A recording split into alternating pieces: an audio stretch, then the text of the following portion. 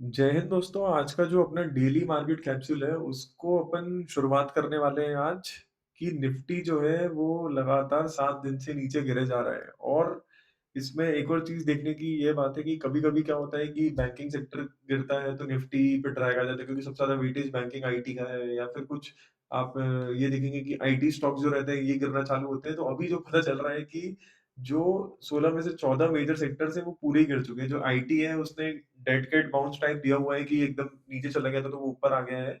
बाकी जो small cap है और मिड कैप है वो भी बहुत तेज़ी से नीचे गिरे हैं। तो अगर आप इधर निफ्टी का भी चार्ट देखेंगे, मेरे ख्याल से कुछ मैं ट्विटर पे देख रहा था, मेरे को उसको वेरीफाई करना पड़ेगा कि शायद से पहली बार ऐसा हुआ है कि लगातार 10, 11 या 12 दिन इधर पे 9 दिन ऐसे दिखा रहा है, पर आप इधर से देखेंगे 4 तारीख से अभी 21 तारीख तक मार्केट डेली गिर रहा है। तो ये शायद से पहली बार ही हुआ है कि जो ये डेली ऐसे फॉल आते जा रहा है और मेरे ख्याल से जब से ये जो जो इंट्रोड्यूस किया है सेबी ने, उसके बाद से मेरे को ये दिख रहा है कि जो मार्केट है वो इस चीज़ को पसंद नहीं कर रहा है और गवर्नमेंट को मेरे ख्याल से इस पे कुछ स्टेप तो लेना चाहिए। तो जो आज का अपना पहला जो बोलेंगे जिससे अपन ने स्निपेट से स्टार्ट किया है वो है कि निफ्टी जो है वो लगातार गिरते जा रहा है। मैंने आपको पिछले 2 दिन से बोल रहा हूँ कि इधर पे आप इन्वेस्टमेंट करिए, इधर पे इन्वेस्टमेंट करिए। इसलिए मैं हमेशा बोलता हूँ कि आपको चंक्स में इन्वेस्टमेंट करनी है, कि अगर आपके पास मान लीजिए कि ₹100 हैं, तो आपने अगर मैंने इस दिन बोला था, तो आपको ₹25 डालने थे, फिर कल ₹25 डालने चाहिए, आज 25 डालने चाहिए, अभी निफ्टी और गिरेगा तो और 25 डालने चाहिए, फिर आपकी जो एवरेज पोज़ीशन आएगी, वो कुछ इधर पे आएगी। मतलब जैसे इधर पे भी आप खरीदेंगे, तो कुछ ऊपर की वैल्यू, कुछ नीचे की वैल्यू, फिर आपको इधर पे मिलेगी पोज़ीशन और उसके बाद इस पे आप मतलब एक अच्छा स्विंग ट्रेड बना सकते हैं। फिर जो दूसरी चीज़ है कि जो शिप रॉकेट करके कंपनी है लॉजिस्टिक्स में ये वाली कंपनी, तो इसका जो आईपीओ आया तो इंट्राडे में ही 48% का लोगों को रिटर्न मिल गया। 170 करोड़ का इसका आईपीओ का साइज़ था और एक टेमासेक करके बहुत बड़ी मतलब मैं बोलूँगा इन्वेस्टमेंट फर्म है। उसने इसमें मतलब पैसा डाला हुआ है, वो एक इसमें प्राइम इन्वेस्टर है और 48% का रिटर्न मतलब बहुत ही अगर आप रिटेल इन्वेस्टर भी हैं तो 15,000 का कुछ लॉट रहता है। उसपे मस्त आप 7,500-8,000 रुपए आपने कमा लिए तो अच्छी बात है, पार्टी-वार्टी करिए उसके लिए। तो ये चीज़ है कि पर आपको ये देखना पड़ेगा कि अब जो आईपीओ बेस्ड ब्रेकआउट अपन करते हैं, तो अगर ये थोड़ा-सा भी साइडवेज कंसोलिडेशन देगा, अगर अपन को टाइटनेस देगा 3-4% की, तो अपन इसमें एक ज़रूर अच्छी पोज़ीशन अपन प्लान कर सकते हैं। उसकी जो वैल्यूएशन है वो $1 बिलियन पहुँच चुकी है, मतलब ये भी यूनिकॉर्न की तरफ जा चुकी है। दूसरी चीज़ है, ये थोड़ी नेगेटिव है इंडिया के लिए, तो हुआ क्या है कि जो ग्लोबल फंड मैनेजर्स पूल होता है, कि जितने भी ग्लोबली फंड मैनेजर्स होते हैं, अगर आप सिंगापुर में देखिए, दुबई में देखिए, जो लंदन में बैठे हैं, यूएस में बैठे हैं, साउथ कोरिया हो गया, तो उसमें क्या हो गया है कि इंडोनेशिया के भी नीचे जा चुका है एशिया में, इंडिया का जो मार्केट है। मतलब आप मैं ये नहीं बोल रहा हूँ कि दुनिया में कि इंडिया टॉप 20 मार्केट्स देखें तो उसमें 20 पे जा चुका है। एशिया जो दुनिया का मतलब अगर आप कॉन्टिनेंट देखेंगे तो उसमें से एक कॉन्टिनेंट में इंडिया उसमें सबसे बॉटम पे, तो मतलब ये तो बहुत ही मतलब मेरे ख्याल से थोड़ी एम्बैरेसिंग चीज़ है क्योंकि लीस्ट फेवर्ड मार्केट अगर आप बोल रहे हो कि 7 साढ़े 7% की ग्रोथ आ रही है जीडीपी की और मतलब एनिमल स्पिरिट्स एकदम चल रही है पूरी इकोनॉमी में, तो मेरे ख्याल से ये तो मतलब थोड़ा एम्बैरेसिंग सा है ये चीज़ कि आप इंडोनेशिया के भी नीचे जा रहे हो। मैंने लिस्ट देखी थी, मैं भी वो वेरीफाई करके आपको कल बताऊँगा। उसमें यही था कि पूरे 20 मार्केट्स लगे होते जो जो भी थे एशिया में, उसमें सबसे बॉटम में इंडिया था।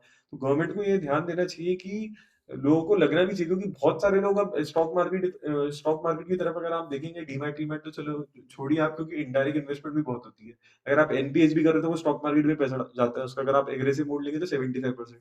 तो गवर्नमेंट को भी ये देखना चाहिए कि आपने टैक्सेशन इतना बढ़ा दिया इक्विटी पे, ग्लोबल इन्वेस्टर्स को वो पसंद नहीं है बिल्कुल भी, क्योंकि मेरे ख्याल से इंडिया ही एक कंट्री है, जैसे समीर अरोड़ा ने बताया था, जो टैक्सेशन लगा रही है लॉन्ग टर्म इक्विटी गेन्स पे। अब आप शॉर्ट टर्म पे तो लगा दीजिए, पर आप लॉन्ग टर्म पे भी आपने लगा के रखा है। फिर पहले क्या था कि गवर्नमेंट क्या करती थी 2018 के पहले, या तो एसटीटी हटाती थी या तो जो आपका लॉन्ग टर्म कैपिटल गेन्स है वो हटाती थी। अब क्या है कि अब तो दोनों लगा के रखा है। तो वो जो टैक्सेशन है उसका बर्डन बहुत ज़्यादा है, ग्लोबल इन्वेस्टर्स को ये पसंद नहीं आ रहा है, अब तो डीआईआई को भी पसंद नहीं आ रहा है। एसआईपी स्टॉक रेशियो देखेंगे तो वो भी ज़्यादा है। तो ये गवर्नमेंट को ध्यान देना चाहिए मेरे ख्याल से कि अगर आप ये वाली एशिया में ही, दुनिया तो आप छोड़ो, एशिया में ही अगर आप इतने नीचे हो तो मेरे ख्याल से गवर्नमेंट को बहुत ध्यान देना चाहिए कि जो इक्विटी इन्वेस्टर्स हैं, वो भी एक बहुत बड़ा पॉलिटिकल बेस है उनको वोट देने के लिए, तो इस पे भी जो गवर्नमेंट है उसको ध्यान देना चाहिए। तो ये तो आज की खबर थी। अगर अपन देखेंगे निफ्टी का, तो मैंने आपको बता ही दिया है क्या एनालिसिस है।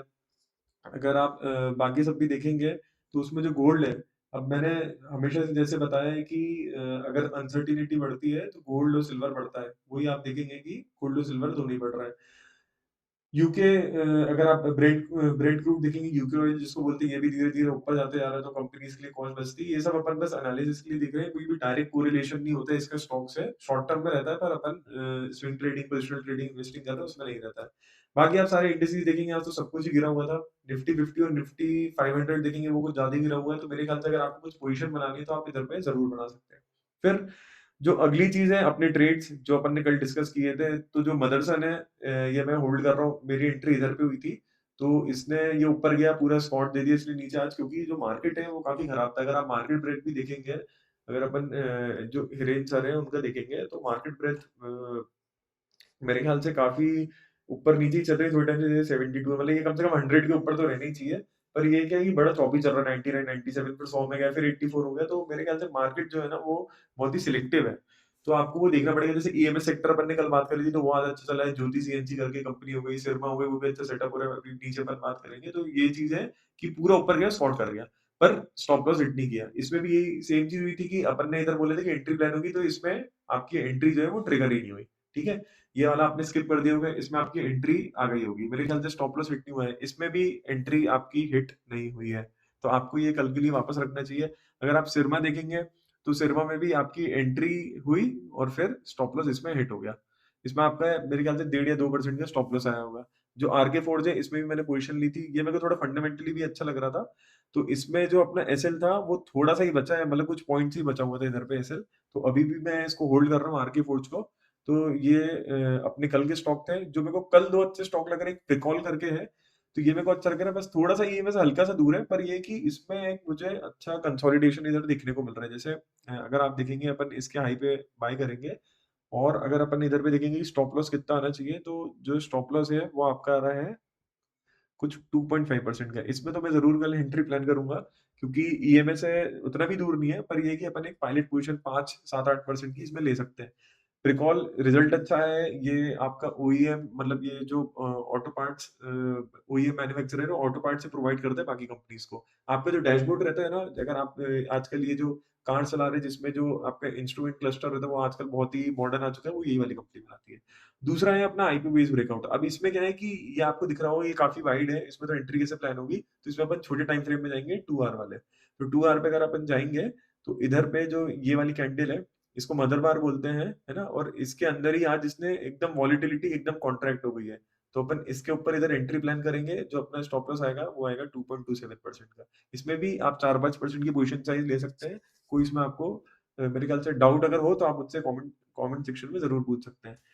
आज की जो बुक है, आज कोई पॉडकास्ट नहीं देखने के लिए, पर जो आज की बुक है, वो है what the economy needs now. इसमें आप ज़रूर पढ़ना, क्योंकि जैसे साजिद चिनॉय हैं, ये मेरे ख्याल से पहले जेपी मॉर्गन में थे, और फिर अमृत लहरी करके नीलकंठ मिश्रा अभी मेरे ख्याल से एक्सिस में है।